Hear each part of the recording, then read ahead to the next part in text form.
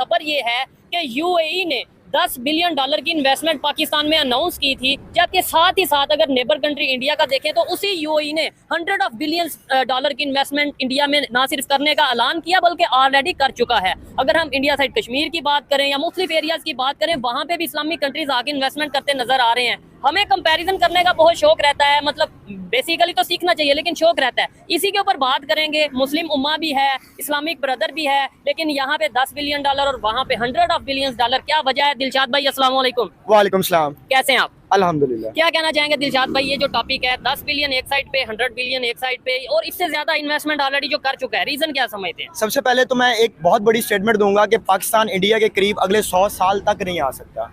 और अब ये जो मैंने स्टेटमेंट दी है इसका मैं जवाब भी दूंगा।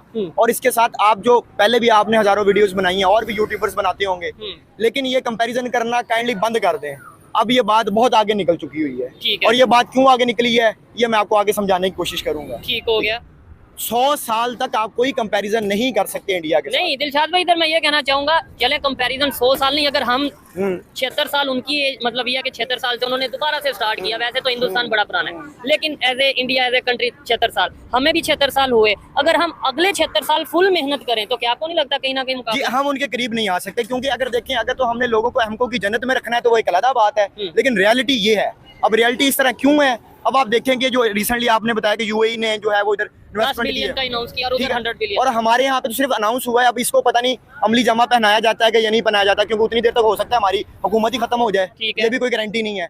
अब आप देखें उनके पॉलिटिशियंस, हमारे पॉलिटिशियंस, उनके लीडर्स और हमारे लीडर्स, एक बहुत सीनियर जर्नलिस्ट है पाकिस्तान के हसन निसार साहब। हाँ बिल्कुल, बहुत अग्रेसिव नेचर के, और मैं खुद अग्रेसिव नेचर का, इसलिए मैं उनको पसंद करता हूँ। ठीक है, उन्होंने कहा है कि जो Indian prime minister Narendra Modi है उसकी सिर्फ 3 करोड़ की प्रॉपर्टी निकली है। ऐसे ही है, ये मैंने भी वो स्टेटमेंट एक क्लिप देखा था। जी आप लगा भी दीजिएगा। अब देखें कि वो बंदा 10 साल प्राइम मिनिस्टर रहा है और उसकी सिर्फ 3 करोड़ की प्रॉपर्टी निकली है, जिसमें उसका कोई जाती घर नहीं है, जिसमें उसका कोई जाती बिजनेस नहीं है और कोई जाती गाड़ी नहीं है। ठीक है, हमारे प्राइम मिनिस्टर की तरफ आ जाए।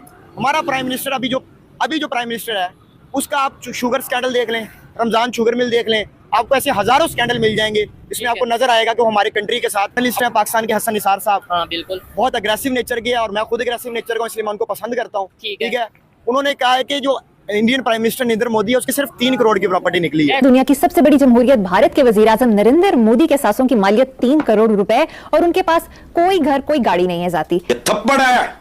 अगर मोदी के पास कुछ नहीं तो 3 करोड़ रुपए के एहसासों वाला मोदी हमारा मुकाबला कर सकता है। वो बंदा 10 साल प्राइम मिनिस्टर रहा है और उसकी सिर्फ 3 करोड़ की प्रॉपर्टी निकली है, जिसमें उसका कोई जाती घर नहीं है, जिसमें उसका कोई जाती बिजनेस नहीं है और कोई जाती गाड़ी नहीं है। और उधर एक गुलजारी लाल नंदा, वो एक प्राइम मिनिस्टर गुजरा इंडिया के अंदर जवाहरलाल नेहरू के बाद, वो जो बंदा था उसके पास किराए का मकान था और उसके पास किराया देने के लिए भी पैसे नहीं थे। और इस तरह का एक कैरेक्टर पाकिस्तान के अंदर भी थे, प्राइम मिनिस्टर मलिक महराज खालिद। ठीक है, वो भी इस तरह के थे, लेकिन पाकिस्तान में बहुत कम है। फॉर इंस्टेंस आपकी दलील मान ली जाती है इंडिया हमारा दुश्मन है, तो आप उनके साथ मुकाबला करो ना। फिर मुकाबला हथियार उठा के सिर्फ नहीं होता, और आजकल हथियारों वाली गेम भी चली गई है। आप उनसे मुकाबला करना, इकोनॉमी में मुकाबला करो। आपने मुकाबला करना है हेल्थ सेक्टर में करो, IT सेक्टर में करो, इंजीनियरिंग सेक्टर में करो। आप बताओ कि आपने क्या बनाया है? वो तो ऑटोमोबाइल इंडस्ट्री में इतना आगे चले गए हैं, उनकी IIT जो उनका इंस्टीट्यूट है वो किधर चला गया है? आपने क्या किया अभी तक? पाकिस्तान का कौन दुश्मन है भाईजान? इंडिया ही होएगा। हाँ? इंडिया ही होएगा।